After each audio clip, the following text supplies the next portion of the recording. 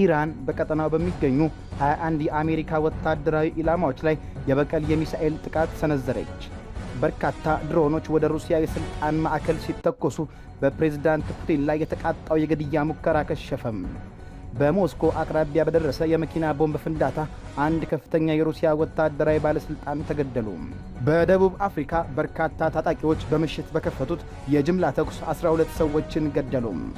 አፍጋኒስታን 13 ንጹሐን የተገደሉበትን አዲስ የአየር ጥቃት ፈጽማለች ስትል ፓኪስታንን ከሰሰች። ደብረ ጽዮን ገብረ ሚካኤል የትግራይ ተዋጊ ኃይል የበላይ አዛዥ ሆኑ።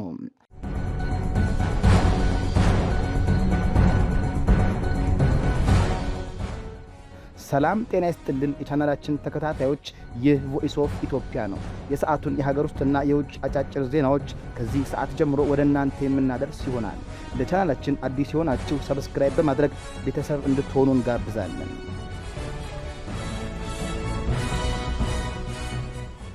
ኢራን በቀጠናው በሚገኙ 21 የአሜሪካ ወታደራዊ ኢላማዎች ላይ የበቀል የሚሳኤል ጥቃት ሰነዘረች።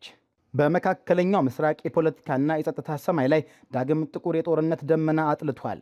የዓለም የልብ ትርታ በሆነው በዚህ ቀጠና ታሪክ በማይዘነጋው መልኩ ሁለት ግዙፍ ወታደራዊ ኃይሎች ወደ ለየለትና አውዳሚ ወደሆነ ግጭት አምርተዋል። ይሄ እጅግ አደገኛና ተለዋዋጭ የሆነ ወታደራዊ ትንቅንቅ የኢራንን አስደናቂና ዘመናዊ የመከላከል እንዲሁም የማጥቃት አቅም አጉልቶ ያሳየበት፣ በሌላ በኩል ደግሞ አሜሪካ በዓለም አቀፍ ደረጃ ያላትን ወታደራዊ የበላይነት ለማስጠበቅ የምታደርገውን ጥረት የፈተነበት ክስተት ሆኖ ተመዝግቧል። የክስተቱ ሰንሰለት ሲፈተሽ ከትንሽ የእሳት ብልጭታ ተነስቶ ቀጠናውን ወደሚያነድ የእሳት አውሎ ነፋስነት የተቀየረበትን የድርጊት ቅደም ተከተል በጥበባዊ የዘገባ መነጽር መመልከት ይቻላል። የዚህ ሁሉ መጠነ ሰፊ ወታደራዊ ትርምስ መነሻ የሆነው በስትራቴጂካዊ የሆርሙዝ ሰርጥ ላይ የተከሰተው ክስተት ነው።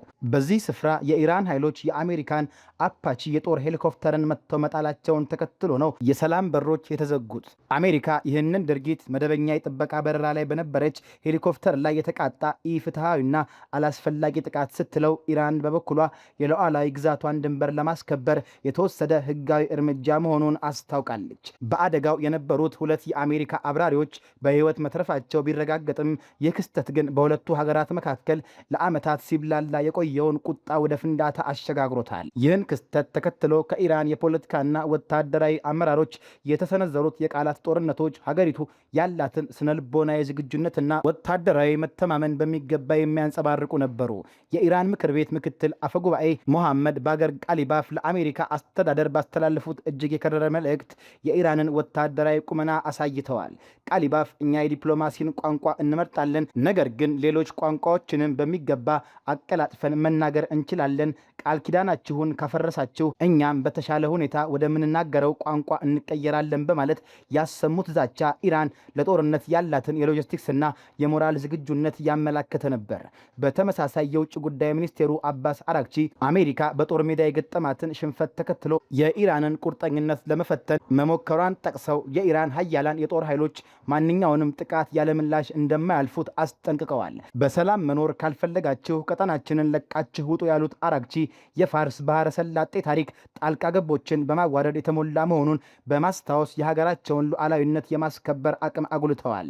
እነዚህ የከረሩ የፖለቲካ ቃላት በአጭር ጊዜ ውስጥ ወደ አውዳሚ የተግባር እርምጃ ተቀየሩ። የኢራን እስላማዊ አብዮታዊ ዘብ IRGC የጀመረው የበቀል እርምጃ ኢራን በዘመናዊ ወታደራዊ ቴክኖሎጂና በመካከለኛው ምስራቅ ወታደራዊ ካርታ ላይ ያላትን የተክለሰውነት ግዝፈት በሚገባ ያሳየ ነበር። ጥቃቱ በአንድ የተወሰነ ቦታ ላይ ብቻ ያነጣጠረ ሳይሆን በተለያዩ ሀገራት በሚገኙ የአሜሪካ የጦር ሰፈሮች ላይ በአንድ ጊዜ የተቀነባበረና የተወነጨፈ እጅግ አስፈሪ የባለስቲክ ሚሳኤሎችና የድሮን ማዕበል ነበር። ይሄ ባለብዙ ግንባር ጥቃት የኢራንን የጦር መሳሪያ የማምረት አቅም፣ የርቀት ኢላማን የመምታት ትክክለኛነት እንዲሁም በርካታ የጦር ግንባሮችን በአንድ ማዕከላዊ እዝ የማስተዳደር ወታደራዊ ብቃቷን በጉልህ አሳይቷል። በዚህ የተቀናጀ ኦፕሬሽን በዮርዳኖስ የሚገኘውና የአሜሪካ ጦር በዋናነት የሚጠቀምበት የአል አዝራቂ አየር ኃይል ጦር ሰፈር ክፉኛ ተመቷል።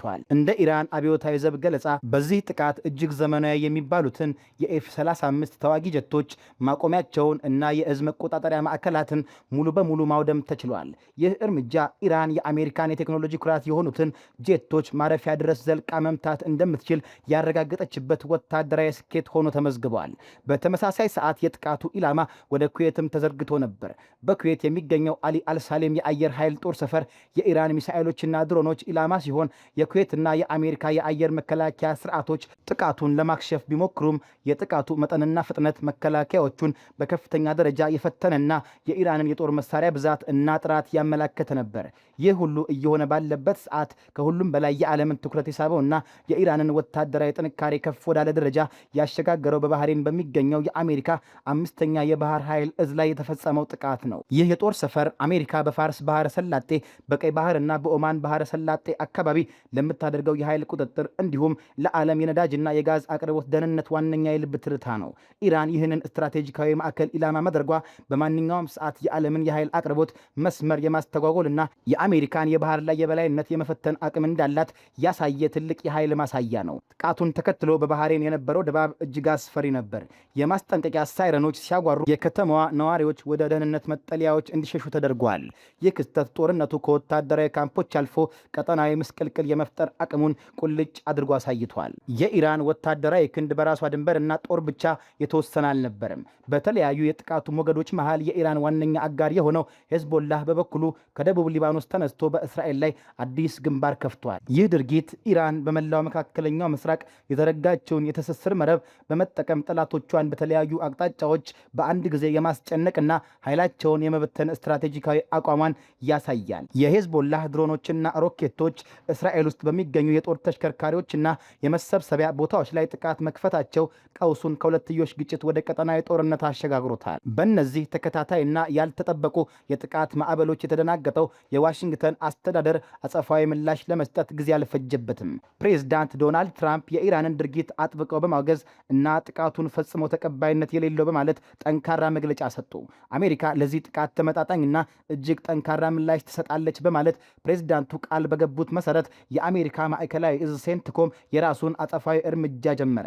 የዚህ የአሜሪካ እርምጃ ዋና ኢላማ የኢራንን የአየር መከላከያ ስርዓቶችና የራዳር ጣቢያዎችን ማዳከም ነበር። በዚህም መሰረት በጃስክ፣ በሲሪክ፣ በሚናብ እንዲሁም በኬሸም ደሴትና በባንደር አባስ አካባቢዎች በሚገኙ የኢራን ወታደራዊ መሰረተ ልማቶች ላይ የአሜሪካ የአየር ኃይልና የባህር ኃይል ተዋጊ ጀቶች ጥቃት ሰነዘሩ። ይሁን እንጂ ይህ የአሜሪካ አጸፋዊ እርምጃ የኢራንን የመከላከል አቅም ሊሰብረው አልቻለም። ይልቁንም ኢራን ያላትን የጸረ አየር መከላከያ ስርዓት ጥንካሬ የበለጠ ያረጋገጠ ክስተት ተፈጠረ። በቡሼር ግዛት ጃም በተባለች ከተማ የኢራን እስላማዊ አብዮታዊ ዘብ የአየር መከላከያ ኃይል እጅግ ዘመናዊ የሆነውን የአሜሪካን MQ-9 ሪፐር የተሰኘ ሰው አልባ አውሮፕላን ወይም ድሮን መጥቶ መጣሉን ይፋ አደረገ። የአሜሪካ ወታደራዊ ቴክኖሎጂ ቁንጮ የሆነውን ይህንን ድሮን ኢራን አግኝታ ማውደም መቻሏ ሀገሪቱ የአየር ክልሏን ለመጠበቅ ያላትን የላቀ የራዳርና የሚሳኤል መከላከያ ቴክኖሎጂ አጉልቶ ያሳየ ነበር። ይህ ክስተት የኢራንን ወታደራዊ ብቃት ከመመዘን አንጻር ትልቅ ስነ ልቦናዊ ድል ሆኖ ተመዝግቧል። ውጥረቱ እያየለ ሲመጣ የጥቃቱ ኢላማዎችም ከወታደራዊ ተቋማት አልፈው ሲቪል መሰረተ ልማቶችን ወደ ማካተት መሸጋገራቸው በሁለቱም ወገን እየታየ አሳሳቢ ጉዳይ ሆኗል። የኢራን ብሔራዊ ቴሌቪዥን እንዳስታወቀው አሜሪካ በሲሪክ ከተማ በፈጸመችው ጥቃት የቴሌኮሙኒኬሽን ማማዎችን እና ለሕዝቡ የመጠጥ ውሃ የሚያቀርቡ 2 ግዙፍ የውሃ ማጠራቀሚያ ታንከሮችን አውድማለች። ይህ ድርጊት መላውን የከተማዋን ነዋሪዎች ያለ ውሃ ያስቀረና አሜሪካ በሲቪል መሰረተ ልማቶች ላይ ጥቃት ፈጽማለች የሚል ጠንካራ ውንጀላን ያስነሳ ነበር። አሜሪካ በበኩሏ ጥቃቶቿ ኢላማ ያደረጉት ወታደራዊ ስፍራዎችን ብቻ እንደሆነና ዓላማውም ተጨማሪ የኢራንን ጥቃቶች ለማስቆም የተደረገ የራስ መከላከል እርምጃ መሆኑን አበክራ ገልጻለች። በዚህ መልክ ጦርነቱ እየተካረረ ሲመጣ ሁለቱም ኃይሎች ወደ ኋላ የማፈግፈግ ምልክት አላሳዩም። የአሜሪካው ሴንትኮም የጀመረውን የአጸፋ እርምጃ ማጠናቀቁን ቢያሳውቅም የኢራን አብዮታዊ ዘብ ግን ገና ጅምር ላይ መሆኑን በማስታወቅ ውጥረቱን ወደ አዲስ ምዕራፍ አሸጋግሮታል። የኢራን ባለስልጣናት እንዳስታወቁት አሜሪካ ጥቃቷን የምትቀጥል ከሆነ ኢራን ቀድማ ያዘጋጀችውን የኢላማዎች ዝርዝር ታርጌት ባንክ በመጠቀም እጅግ የከፋና ሰፊ የሆነ ጥቃት በመላው ቀጠናው ትፈጽማለች። ይህ ማስጠንቀቂያ አሜሪካ በመካከለኛው ምስራቅ ያሏት የጦር ሰፈሮች በሙሉ በኢራን ሚሳኤሎች እይታ ውስጥ መግባታቸውን እና ማናቸውም ቀጣይ ስህተቶች ቀጠናውን ወደማይመለስ የእልቂት አዘቅት ውስጥ እንደሚከቱት በግልጽ ያሳየ ነበር። ከመጀመሪያው የሄሊኮፕተር መውደቅ አንስቶ እስከ የጋራ ሚሳኤል ልውውጦች ድረስ ያለው ይህ ውጥረት የኢራንን ዘመናዊ የመከላከልና ጥቃት የመሰንዘር አቅም፣ የቴክኖሎጂ ብቃትና በርካታ ግንባሮችን በአንድ ጊዜ የማስተዳደር ወታደራዊ ክህሎት አጉልቶ አሳይቷል። በሌላ በኩል የአሜሪካ ፈጣን አጸፋ ጠንካራ የጦር መሳሪያ አቅምና በዓለም አቀፍ የውሃ መስመሮች ላይ ያላት ስትራቴጂካዊ ቁጥጥር የኃይል ሚዛኑን የጠበቀ አድርጎታል። ሁለቱም ወገኖች የየራሳቸውን እርምጃዎች እንደ ህጋዊ መከላከያ ሲያቀርቡ፣ መካከለኛው ምስራቅ ግን በሁለት ተጻራሪ ኃይሎች መዶሻና መስሪያ መሃል ገብቶ የዓለም ሰላምና የኢኮኖሚ ዋልታ በተለይም የነዳጅና የጋዝ ገበያውን አደጋ ላይ ጥሎታል። ዲፕሎማሲያዊ ጥረቶች ካልተሳኩ ይህ የጀመረው ግጭት የሶስተኛው የዓለም ጦርነት መንደርደሪያ ሊሆን እንደሚችል የክስተቱ አጠቃላይ መንፈስ በግልጽ ያሳያል። በርካታ ድሮኖች ወደ ሩሲያ የስልጣን ማዕከል ሲተኮሱ በፕሬዝዳንት ፑቲን ላይ የተቃጣው የግድያ ሙከራ ከሸፈም። የሩሲያና የዩክሬን ደም አፋሳሽ ጦርነት እጅግ ያልተገመተና ምናልባትም እስካሁን ከታዩ ሁሉ የከፋ አደገኛ ወደሆነ አዲስ ምዕራፍ እየተሸጋገረ መሆኑን የጦር ሜዳ ውሎዎች እያመላከቱ ነው። ላለፉት 4 ዓመታት ይህ ግጭት በዋናነት በሚሰቀጥጡ የፊት መስመር ውጊያዎች፣ በሚሳኤል ድብደባዎች፣ በድሮን መንጋዎች እንዲሁም በወታደራዊና የኃይል መሰረተ ልማቶች ላይ በሚሰነዘሩ ማቆያ የለሽ ጥቃቶች ሲገለጽ ቆይቷል። በምሽጎች በሰማዮችና በፈራረሱ ከተሞች ላይ ሲካሄድ የቆየው ይሄ የበለጸገና የማዳከም ጦር ጦርነት አሁን ላይ መልኩን እየቀየረ ነው። በአሁኑ ወቅት በሩሲያ የፖለቲካና የደህንነት ክበቦች ውስጥ አንድ አዲስና ልብን የሚያደድ ጥያቄ ማስተጋባት ጀምሯል። ይኸውም የዩክሬን የድሮን ጥቃቶች ከጦር ግንባር አልፈው ወደ ሩሲያ የስልጣን ማዕከልና የልብ ትርታ ምን ያህል እየተጠጉ ነው የሚለው ነው። ከቅርብ ጊዜ ወዲህ በሩሲያ ግዛት ውስጥ ዘልቀው እየገቡ የሚፈጸሙ ተከታታይ የጥቃት ክስተቶች የዩክሬንን እያደገ የመጣ የድሮን ዘመቻ ተደራሽነትና አቅም በተመለከተ ከፍተኛ ግምቶችን አጭረዋል። እነዚህ ለውጦች የሩሲያ ከፍተኛ የስልጣን እርከን ሳይቀር ለአደጋ የተጋለጠ ሊሆን ይችላል የሚል የከረረ የፍርሃት ድባብን በደህንነት መዋቅር ውስጥ ፈጥሯል። የዚህ ፍርሃት ማዕከል ደግሞ ራሳቸው ፕሬዝዳንት ቭላዲሚር ፑቲን የሚገኙበት እና ማንም ሊደፍረው አይችልም ተብሎ የሚታመነው ጥብቁ የደህንነት ቀጠና ነው። ምንም እንኳን በሩሲያው መሪ ላይ ያነጣጠረ የተረጋገጠ የግድያ ሴራ እስካሁን በግልጽ ባይታይም የድሮን ጥቃቶቹ ጥልቀትና ተደጋጋሚነት በደህንነት ግምገማዎች ውስጥ ከፍተኛ የጭንቀት ደወል እንዲደወል አድርጓል። የዚህ ማሳያ የሆነው ደግሞ በቅርቡ በሞስኮ ላይ የተቃጣው የቅርብ ጊዜው የድሮን ጥቃት ነው። የሩሲያ ባለስልጣናት እንዳስታወቁት በርካታ ድሮኖች ወደ ዋና ከተማዋ እየተጠጉ መሆናቸው ሲታወቅ የአየር መከላከያ ስርዓቶች በፍጥነት ወደ ስራ ገብተዋል። የሞስኮ ከንቲባ ሰርጌይ ሶቢያኒን እንዳረጋገጡት ወደ ከተማዋ ሊገቡ የነበሩት ተጨማሪ 3 ድሮኖች ተመተው የወደቁ ሲሆን በአጠቃላይ በዕለቱ በሞስኮ አቅራቢያ 6 ድሮኖች መውደማቸው ተዘግቧል። ይህ ክስተት ሩሲያ እጅግ ጥብቅ ጥበቃ ለምታደርግለት የአየር ክልሏ ስብራት መኖሩን በገሃድ ያሳየ ነበር። በተያያዘም የዩክሬን ድሮኖች ኢላማ ያደረጉት ሞስኮን ብቻ አልነበረም። ከቀናት በፊት በጦርነቱ ታሪክ ከተመዘገቡት ትላልቅ የድሮን ጥቃቶች አንዱ መፈጸሙን ሩሲያ አስታውቃለች። በመቶዎች የሚቆጠሩ ድሮኖች በተለያዩ የሀገሪቱ ክፍሎች ላይ የተተኮሱ ሲሆን ከነዚህም መካከል ሩሲያ የራሷ ዳቮስ ብላ በምትጠራውና እጅግ አስፈላጊ የሆነውን የቅዱስ ፒተርስበርግ ዓለም አቀፍ የኢኮኖሚ ፎረም እያስተናገደች ወደ ነበረችው ከተማ የተቃጣው ይገኝበታል። የድሮን ጥቃቶቹ የተፈጸሙት የፎረሙ የመጨረሻ ቀን ላይ ሲሆን አንድ ሰውን ለሞት ከመዳረጉም በላይ በዘይት ማከማቻ ጣቢያ ላይ እሳት አስነስቷል። የጥቃቱ ጊዜና ቦታ ዩክሬን የሩሲያን ዲፕሎማሲያዊና ኢኮኖሚያዊ ኩራት ኢላማ የማድረግ ድፍረት እንዳላት ያሳየበት ክስተት ነበር። ይህ በእንዲህ እንዳለ ፕሬዝዳንት ቭላዲሚር ፑቲን በዚሁ የቅዱስ ፒተርስበርግ የኢኮኖሚ ፎረም ላይ ተገኝተው የሰጡት ንግግር የጦርነቱን ፖለቲካዊ ገጽታ ቁልጭ አድርጎ የሚያሳይ ነበር። ፑቲን ከዩክሬኑ አቻቸው ቮሎዲሚር ዜሌንስኪ ጋር ፊት ለፊት ለመገናኘት ምንም አይነት ምክንያት እንደሌላቸው ገልጸው ለሰላም ስምምነት የሚያስችል ግልጽ ማዕቀፍ እስካልተቀመጠ ድረስ ውይይት ማድረግ ፋይዳ ቢስ መሆኑን ተናግረዋል። ፑቲን በንግግራቸው መሃል ስለ አንድ ያልተጠበቀ ደብዳቤ አንስተዋል። የፕሬስ ሴክሬታሪያቸው ዲሚትሪ ፔስኮቭ የኡዝቤኪስታንን ፕሬዝዳንት መልእክት የያዘ ደብዳቤ እንዳቀረቡላቸው፣ ነገር ግን በደብዳቤ ውስጥ ስለ እርሳቸው ወይም ስለ ፑቲን ዕድሜና የስልጣን ዘመን የተነሱ ትችቶች እንደነበሩበት አብራርተዋል። ፑቲን ይህን አስመልክተው ሲመልሱ ዋናው ቁም ነገር ዕድሜ ሳይሆን ስራን የመስራት ብቃትና ብርታት ነው ብለዋል። አክለውም የሀገር መሪዎች በህገ መንግስቱ በተቀመጡ ማዕቀፍ ውስጥ መመረጥና መንቀሳቀስ እንዳለባቸው አሳስበው ከህገ መንግስቱ ማዕቀፍ ውጪ ስልጣንን የሙጥኝ ማለት ስልጣንን በጉልበት ከመንጠቅ ጋር እኩል የሆነ ወንጀል ነው በማለት በስውር ዜሌንስኪ በዩክሬን ያላቸውን የፕሬዝዳንትነት ጊዜ ማብቃቱን ኮንነዋል። ወደ ሰላም ድርድር ጉዳይ ሲመለሱም ፑቲን እጅግ ጠንካራ አቋም አንጸባርቀዋል። ቀደም ሲል በአንካራ ተደርገው የነበሩ ስምምነቶችን ዩክሬን ወደ ጎን መተዋን የኮነኑት ፑቲን የቀድሞዎቹ የሚኒስክ ስምምነቶችም ጀርመን እና ፈረንሳይ ዩክሬንን መልሰው ለማስታጠቅ ጊዜ ለመግዛት የተጠቀሙባቸው ባዶ ታሪኮች እንደነበሩ በምሬት ገልጸዋል። አሁን ለሚደረግ ማንኛውም ድርድር ሩሲያ ለ3 ወይም ለ6 ወራት የሚቆይ ጊዜያዊ ስምምነት ሳይሆን ዘላቂ ታሪካዊ መፍትሄ እንደምትሻና ለዚህም በአውሮፓ ውስጥ እውነተኛ ዋስትና ሰጪዎችን እንደምትፈልግ አጽንኦት ሰጥተዋል። ሆኖም አሜሪካና ፕሬዝዳንት ዶናልድ ትራምፕን በዚህ የዋስትና ሰጪነት ሚና ውስጥ ማየት እንደማይፈልጉ፣ ምክንያታቸውም አሜሪካ መሳሪያ ለማቅረብ እንጂ ለእውነተኛ ሰላም ዋስትና ለመስጠት ፈቃደኛ አይደለችም በሚል እሳቤ መሆኑን አስረድተዋል። ከዚህም ባሻገር ፑቲን ከዘለንስኪ ጋር ለምን መገናኘት እንደማይፈልጉ ሲያብራሩ አንድ ክስተትን አንስተዋል። ከ3 ሳምንታት በፊት አንዱ የንግድ ተወካያችን ወደ ኪየቭ ተጋብዞ ነበር። ይህ ጉዳይ በእኛ በኩል በልዩ ደህንነት አካላት በመከላከያ እና በውጭ ጉዳይ ሚኒስቴር ሊታይ የሚገባው ነው። ነገር ግን ግንቦት 22 ቀን የዩክሬን ኃይሎች በሉሃንስክ ህዝባዊ ሪፐብሊክ በሚገኝ አንድ የኮሌጅ መኝታ ቤት ላይ አሰቃቂ የሽብር ጥቃት ፈጸሙ። በዚህ ጥቃት ምንም አይነት ወታደራዊ ኢላማ ባልነበረበት ቦታ ህጻናትና ታዳጊዎች ተገደሉ በማለት ፑቲን በከፍተኛ ቁጣ ተናግረዋል። ይህን መሰል አሰቃቂ የሽብር ወንጀል የሚፈጽሙ አካል ጋር እንዴት ለድርድር እቀመጣለሁ ሲሉ የጠየቁት ፑቲን የድርድር በራቸውን መዝጋታቸውን አውጀዋል። በመጨረሻም ፊታቸውን ወደ ሩሲያ ጦር ኃይል በማዞር ወታደሮች፣ መርከበኞች፣ መኮንኖች፣ አድሚራሎች እና ጀነራሎች ሀገሪቱ በሙሉ በእነርሱ እንደምትኮራና ተስፋ እንደምታደርግ በመግለጽ የውጊያ ሞራላቸውን የሚያነቃቃ መልእክት አስተላልፈዋል። በሌላኛው የዓለም ጥግ በኢስቶኒያዋ ታሊን ከተማ ደግሞ የዩክሬኑ ፕሬዝዳንት ቮሎዲሚር ዘለንስኪ የፑቲንን ክሶች በተዘዋዋሪ የሚያስተባብል እና የራሳቸውን የዲፕሎማሲ ስትራቴጂ የሚያብራራ ንግግር አድርገዋል። ዘለንስኪ በንግግራቸው አውሮፓ ፑቲንን የማስቆም ሙሉ አቅም እንዳላት ያላቸውን እምነት ገልጸው ማንኛውም የሰላም ድርድር አውሮፓውያን በጋራ የሚስማሙበት እና 99.9 በመቶ የሚሆነው የአውሮፓ ሕዝብ ዩክሬንን በሚደግፍበት ማዕቀፍ ውስጥ መሆን እንዳለበት ተናግረዋል። በተለይም በአንድ ጋዜጠኛ ለፑቲን በላኩት ደብዳቤ ምን ጠየቁ ተብሎ ለቀረበላቸው ጥያቄ ሲመልሱ ዘለንስኪ ጉዳዩን አብራርተዋል። በአንድ ወር ጊዜ ውስጥ በርካታ ደብዳቤዎችን ለተለያዩ ዓለም አቀፍ ተቋማትና መሪዎች መላካቸውን፣ ከነዚህም መካከል ለአውሮፓ ህብረት፣ ለአሜሪካ ኮንግረስ፣ ለፕሬዝዳንት ባይደን እና ለቭላድሚር ፑቲንም ጭምር መሆኑን አምነዋል። ለፑቲን ደብዳቤ የላኩበት ዋና ዓላማ ከጸረ ባለስቲክ ሚሳኤል አቅም ጋር የተያያዘ መሆኑን የጠቆሙት ዘለንስኪ የዓለም ትኩረት ከመካከለኛው ምስራቅ እስራኤልና ሐማስ ወጥቶ ወደ ዩክሬን ቀውስ እንዲመለስ ለማድረግ ያሰቡት ስትራቴጂ መሆኑን አብራርተዋል።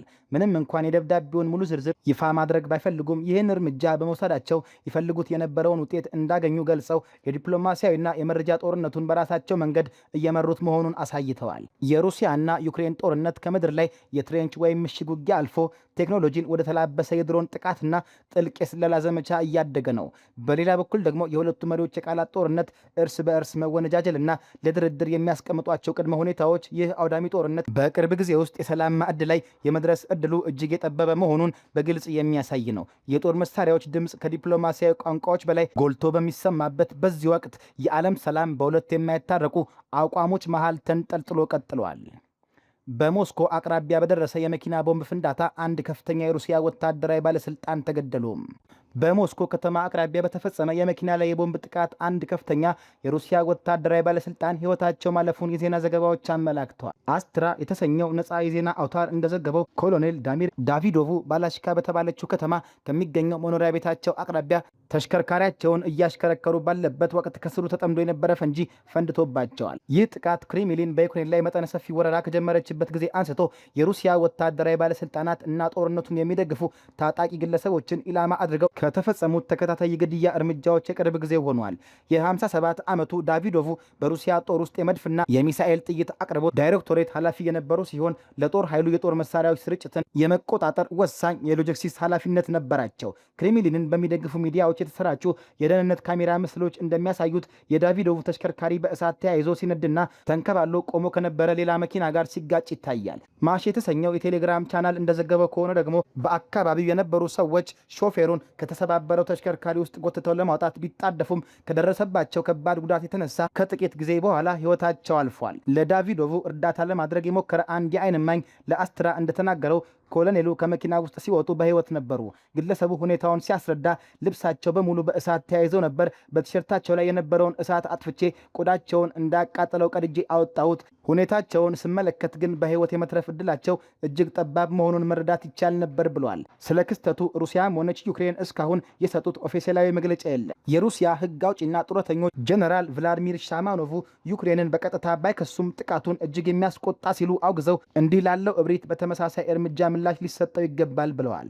ጦርነቱ ከተጀመረ ጊዜ አንስቶ ዩክሬን የ60 ተቋማት በደርዘን የሚቆጠሩ ከፍተኛ የሩሲያ ወታደራዊ መኮንኖችን እና ሞስኮ በያዘቻቸው ግዛቶች የሾመቻቸውን ያላቸውን ባለስልጣናት ኢላማ በማድረግ ጥቃት የፈጸሙ ሲሆን አብዛኞቹም በጦር ወንጀል ተሳትፈዋል የሚል ክስ ሲያቀርቡ ቆይተዋል። ይህ የቅርብ ጊዜ የግድያ እርምጃ የሩሲያን የውስጥ ደህንነት መዋቅርና ከፍተኛ ባለስልጣናትን የመጠበቅ አቅሟን በብርቱ ጥያቄ ውስጥ የሚከት ነው። ክስተቱ የተፈጠረው ቭላድሚር ፑቲንን ጨምሮ ለከፍተኛ ወታደራዊና የፖለቲካ ሰዎች የተጠናከረ የደህንነት ጥበቃ እርምጃዎች በተወሰዱበት ሁኔታ ውስጥ መሆኑ ጉዳዩን ይበልጥ አሳሳቢ ያደርገዋል።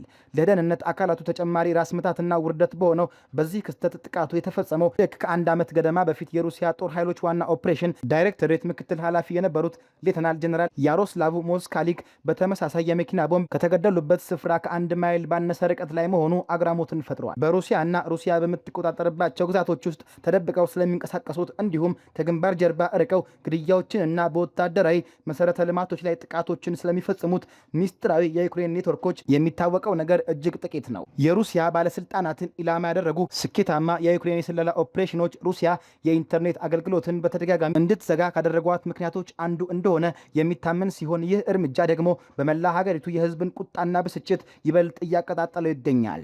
በደቡብ አፍሪካ በርካታ ታጣቂዎች በምሽት በከፈቱት የጅምላ ተኩስ 12 ሰዎችን ገደሉ። የደቡብ አፍሪካዋ ጆሃንስበርግ ከተማ በድጋሚ በጅምላ ተኩስ እልቂት ተናውጣለች። ፖሊስ ባወጣው መግለጫ እንዳስታወቀው ቁጥራቸው በውል ያልታወቀ በርካታ ታጣቂዎች በምሽት በፈጸሙት የጅምላ ተኩስ 12 ሰዎችን ሲገሉ ቢያንስ በ9 ሰዎች ላይ ደግሞ ከባድና ቀላል የአካል ጉዳት አድርሰዋል። ይህ አሰቃቂ ጥቃት በከተማዋ በቅርብ ጊዜያት እጅግ አስደንጋጭ ከሆኑትና ከተማዋን ካናወጡት አሳሳቢ የጅምላ ግድያዎች መካከል የቅርብ ጊዜው ክስተት ሆኗል። ፖሊስ አደጋውን አስመልክቶ እንዳብራራው እኩለ ሌሊት ላይ ከ10 በላይ የሚሆኑ ተጠርጣሪዎች በአንድ አነስተኛ የህዝብ ማመላለሻ ወይም ሚኒባስ ተሽከርካሪ በመሆን ክሊቭላንድ በሚባለው የጆሃንስበርግ ከተማ ዳርቻ ወደሚገኝ መደበኛ ያልሆነ የሰፈራ መንደር አቅንተዋል። ወደ ስፍራው እንደደረሱ ምንም በማያውቁ ንጹሐን ዜጎች ላይ ድንገተኛ ተኩስ ከፍተዋል። ደቡብ አፍሪካ በቅርብ ጊዜያት በርካታ ከፍተኛ ትኩረት የሳቡ የጅምላ ተኩስ አደጋዎችን አስተናግዳለች። በተለይም ባለፈው ታህሳስ ወር ከ20 በላይ ሰዎችን ለሞት የዳረጉ 2 ተመሳሳይ ጥቃቶች የተፈጸሙ ሲሆን ከነዚህም ጥቃቶች መካከል አንደኛው ልክ እንዳሁኑ በበርካታ ታጣቂዎች የተቀነባበረ ነበር። አብዛኛውን ጊዜ እነዚህ የጅምላ ተኩሶች በጆሃንስበርግና አካባቢዋ ከሚንቀሳቀሱ ህገወጥ የማዕድን አውጪ ወንበዴዎች ወይም ጋንጎች ጋር ግንኙነት እንዳላቸው ይታመናል። አደጋው የደረሰበት የክሊቭላንድ አካባቢም ከዚሁ ህገወጥ የማዕድን ማውጣት እንቅስቃሴ ጋር ስሙ በስፋት ይነሳል። የፖሊስ መግለጫ እንደሚያስረዳው ጥቃት አድራሾቹ በአካባቢው እየተዘዋወሩ በተለያዩ ቦታዎች በሚገኙ ነዋሪዎችና የማህበረሰቡ ክፍሎች ላይ ተከታታይ ተኩስ ከከፈቱ በኋላ መተውበት በነበረው በዚያ ተሽከርካሪ አምልጠዋል። በፖሊስ ሪፖርት መሰረት የጥቃቱ ሰለባ ከሆኑት መካከል 9 ወንዶች ሲሆኑ 3ቱ ደግሞ ሴቶች ናቸው። 11 ተጎጂዎች ወዲያውኑ በክስተቱ ስፍራ ህይወታቸው ሲያልፍ አንደኛው ተጎጂ ደግሞ ሆስፒታል ከደረሰ በኋላ ህይወቱ ሊያልፍ ችሏል። ምንም እንኳን ፖሊስ ጥቃት አድራሾቹን ለማደን አሰሳ እያካሄደ ቢሆንም እስካሁን በቁጥጥር ስር የዋለ አንድም ተጠርጣሪ የለም። የጥቃቱ ዋነኛ መነሻ ምክንያትም እስካሁን ግልጽ አልሆነም። ጥቃቱ የተፈጸመበት መደበኛ ያልሆነ የሰፈራ መንደር በደቡብ አፍሪካ የተለመደ ሲሆን በብዛት ከቆርቆሮ ወይም ተመሳሳይ ቁሳቁሶች በተሰሩ መኖሪያ ቤቶችና የከተማ ፕላን በሌላቸው መኖሪያ አካባቢዎች የተሞላ ነው። የፖሊስ ቃል አቀባይ የሆኑት አትሌንዳ ማቴ ሁኔታውን አስመልክተው ሲናገሩ አደጋውን በዝርዝር ለመመርመር እና ተጠርጣሪዎችን አድኖ ለመያዝ የክልልና የወረዳ መርማሪዎች ከወንጀል መረጃና ከፎረንሲክ ባለሙያዎች ጋር በመቀናጀት ወደ ስራ መግባታቸውን ገልጸዋል። የፖሊስ ኮሚሽነሩ ቶሚ ሙቶምቤኒ በበኩላቸው ጥቃት አድራሾቹን ጨካኞች በማለት የኮነኑ ቢሆንም ምርመራው ሙሉ በሙሉ እስኪጠናቀቅ ድረስ ይህንን ግድያ ከህገ ወጥ የማዕድን ማውጣት ስራ ጋር አያይዞ ከመመደብ ተቆጥበዋል። አክለውም እስካሁንም በምርመራ ሂደት ላይ ነን፣ ነገር ግን እዚህ ያየነው ድርጊት ወንጀል ነው፣ ሁሉንም አስፈላጊ የፖሊስ ክፍሎች አሰማርተናል ያሉ ሲሆን የወንጀል መረጃ ባለሙያዎችን በስፍራው ተሰማርተው መረጃ እያሰባሰቡ እንደሚገኙ አስታውቀዋል። አፍጋኒስታን 13 ንጹሃን የተገደሉበትን አዲስ የአየር ጥቃት ፈጽማለች ስትል ፓኪስታንን ከሰሰች። በአፍጋኒስታንና በፓኪስታን መካከል ያለው የሻከረ የጎረቤትነት ግንኙነት ዳግም ወደ ለየለት የጥቃት ምዕራፍ ተሸጋግሯል። አፍጋኒስታን ባወጣችው መግለጫ የፓኪስታን የጦር አውሮፕላኖች ድንበር ጥሰው በመግባት በፈጸሙት ድንገተኛ የአየር ጥቃት 11 ህፃናትን ጨምሮ 13 ንጹሐን ዜጎች መገደላቸውን አስታውቃለች። የሰላም አየሩን ያደፈረሰው ይህ ድርጊት በሁለቱ ሀገራት መካከል ያለውን የከረረ ውጥረት ይበልጥ ያባበሰው ሆኗል። የአፍጋኒስታን መንግስት ቃል አቀባይ ዛቢሁላ ሙጃሂድ በአሜሪካዊ ማህበራዊ ትስስር ገጽ ኤክስ ላይ ባሰፈሩት ጽሑፍ የፓኪስታን የጦር አውሮፕላኖች በሌሊት የአፍጋኒስታንን የአየር ክልል በመጣስ በምስራቃዊቱ የሀገሪቱ ክፍሎች በሚገኙ ኩናር፣ ሆስትና ፓክቲካ ግዛቶች ውስጥ በሚገኙ የንጹሃን መኖሪያ ቤቶች ላይ የቦምብ ድብደባ ማካሄዳቸውን አጋልጠዋል። በንጹሃን ላይ በወረደው በዚህ ጥቃት የ11 ህጻናት፣ የአንዲት ሴትና የአንድ አዛውንት ህይወት ሲቀጠፍ ሌሎች 14 የሚሆኑ ሴቶችና ህጻናት ደግሞ ከባድና ቀላል የአካል ጉዳት ደርሶባቸዋል። ቃል አቀባዩ ይህንን አስከፊ ድርጊት ይህንን ሰብአዊ ወንጀልና የጥቃት እርምጃን አጥብቀን እናወግዛለን በማለት የድርጊቱን አሳሳቢነት በጽኑ ቃላት አውግዘዋል። በሌላ በኩል የአፍጋኒስታንን መንግስት ክስ ተከትሎ ከፓኪስታን በኩል ወዲያውኑ የተሰጠ ምንም አይነት ኦፊሴላዊ ምላሽ አልነበረም። ይህ የቅርብ ጊዜ የጥቃት ክስ ብቅ ያለው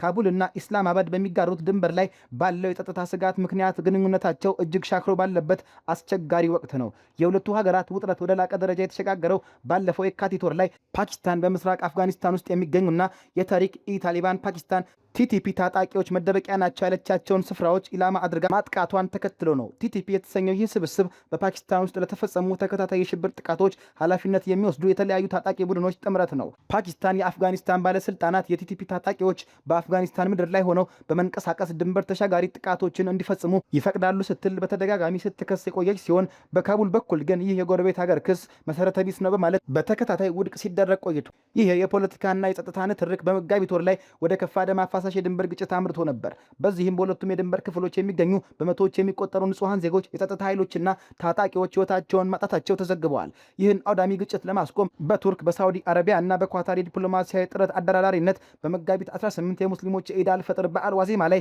ሁለቱ ሀገራት የተኩስ አቁም ስምምነት ላይ ከደረሱ በኋላ የጥቃቱ መጠን የተወሰነ መረጋጋት አሳይቶ ነበር። ይህንን ተከትሎ የሁለቱ ሀገራት ከፍተኛ ባለስልጣናት በቤጂንግ አደራዳሪነት በቻይናዋ ኡሩምኪ ከተማ ለአንድ ሳምንት የዘለቀ የሰላም ንግግር አካሂደው ነበር። እንደ ቻይና መንግስት መግለጫ ከሆነ ሁለቱ ወገኖች የሁለትዮሽ ግንኙነታቸውን የሚጎዱ መሰረታዊ ችግሮችን ለመፍታትና የድንበር ላይ መረጋጋትን ለማሻሻል ያለመ አጠቃላይ እቅድ ላይ ለመወያየት ከስምምነት ደርሰው ነበር። ይሁን እንጂ አሁን ላይ የተሰማው ይህ የንጹሃን ደም ያፋሰሰ አዲስ የአየር ጥቃት ዜና የጀመርነውን የሰላምና የዲፕሎማሲ ጥረት ወደኋላ የሚመልስና የሁለቱን ጎረቤት ሀገራት የሻከረ ግንኙነት ዳግም ወደ ባሰ የጦርነት አዘቅት ሊያስገባ የሚችል አደገኛ ማሳያ መሆኑን የዘገባው መንፈስ በግልጽ ያትታል። ደብረጽዮን ገብረ ሚካኤል የትግራይ ተዋጊ ኃይል የበላይ አዛዥ ሆኑ። በትግራይ ክልል የፖለቲካና የጸጥታ መዋቅር ላይ ጉልህ ለውጦች እየተስተዋሉ ይገኛሉ። የህዝባዊ ወያነ ሓርነት ትግራይ ህወሓት ቡድን በቅርቡ የክልሉን ጊዜያዊ አስተዳደር አፍርሶ የራሱን ብቸኛ የስልጣን መዋቅር መዘርጋቱን ተከትሎ አዲስና እጅግ ጥብቅ የሆነ የህግ ማዕቀፍ ማጽደቁ የፖለቲካውን ምህዳር ይበልጥ አጥቦታል። በተለያዩ መረጃዎች መሰረት ይህ አዲሱ አዋጅ የክልሉን ነዋሪዎች በማህበራዊና ፖለቲካዊ ዘርፎች ላይ ጫና የሚያሳድርና መብቶችን የሚገድብ አፋኝ ይዘት ያለው ነው። የዚህ አዋጅ አንዱና ዋነኛ አወዛጋቢ ገጽታ የክልሉን ነዋሪዎች በግዳጅ ወታደራዊ አገልግሎት ውስጥ እንዲገቡ የሚያስገድደው ህግ ነው ተብሏል። ይህ አካሄድ በጎረቤት ኤርትራ መንግስት ሻዕቢያ ከሚተገበረው አስገዳጅ ብሔራዊ የውትድርና አገልግሎት ጋር በእጅጉ የሚመሳሰል ነውም ተብሏል። ዜጎችን ያለ ፍላጎታቸው ወደ ጦር ኃይሉ እንዲቀላቀሉ ማስገደዱ አዲሱ አስተዳደር ማህበረሰቡን በወታደራዊ እዝ ስር ለማድረግ እና በቀጣይ ለሚያስበው የጸጥታ ቁጥጥር የሰውን ኃይል በአስገዳጅ ሁኔታ ለማሰባሰብ ያለመ መሆኑን በግልጽ ያሳያል። ከዚህም በላይ የዚህ አዋጅ ዋነኛ ትኩረት የስልጣን ክፍፍልን በተመለከተ ያስቀመጠው አዲስ ድንጋጌ ነው። ብዙዎች በግልጽ ልብ ያላሉት ነገር ግን የክልሉን የኃይል ሚዛን የሚቀይረው ይህ አንቀጽ የክልሉ ፕሬዝዳንት የትግራይ ተዋጊ ኃይሎች ጠቅላይ ወይም የበላይ አዛዥ ሆኖ እንዲያገለግል ህጋዊ ስልጣን የሚሰጥ ነው። በዚህም የህግ ማዕቀፍ መሰረት የህወሓት መሪ የሆኑት ዶክተር ደብረጽዮን ገብረ ሚካኤል ከክልሉ ፕሬዝዳንትነት ወይም ከሲቪል አስተዳደር ስልጣናቸው በተጨማሪ አጠቃላይ የትግራይ ታጣቂ ኃይሎችን በበላይነት የሚያዙበትን ወታደራዊ ስልጣን ተላብሰዋል። ይህ እርምጃ ዶክተር ደብረጽዮንን ፍጹም የሆነ ወታደራዊና የፖለቲካ ስልጣን በአንድ ላይ እንዲጨብጡ ያደረጋቸው ሲሆን ዘመናዊ የፖለቲካ ስርዓትን የሚጠይቀውን የሲቪልና የወታደራዊ መዋቅር መለያየትን ሙሉ በሙሉ የሻረ ነው። በአጠቃላይ ሲታይ አዲሱ አዋጅ ህወሓት በክልሉ ያለውን ወታደራዊና አስተዳደራዊ ቁጥጥር ይበልጥ በማጠናከር የውሳኔ ሰጭነትን በአንድ ግለሰብ እጅ እንዲጠቃለል ያደረገበት ስትራቴጂካዊ ሰነድ መሆኑን መረዳት ይቻላል። ይህም በክልሉ ውስጥ ያለውን ፖለቲካዊ ሁኔታ ይበልጥ ወደ ወታደራዊ እዝ እየለወጠው መምጣቱን የሚያመላክት ነው። የዛሬው የሀገር ውስጥና ዓለም አቀፍ አጫጭር ዘገባዎቻችን በዚሁ ተቋጩ። ስለተከታተላችሁን እያመሰገንን ለቻናላችን አዲስ የሆናችሁ ሰብስክራይብ በማድረግ ቤተሰብ እንድትሆኑን ጋብዛለን። ከሰዓታት በኋላ በሌሎች የሀገር ውስጥና ዓለም አቀፍ ጉዳዮች እስክንገናኝ ሰናይ ጊዜ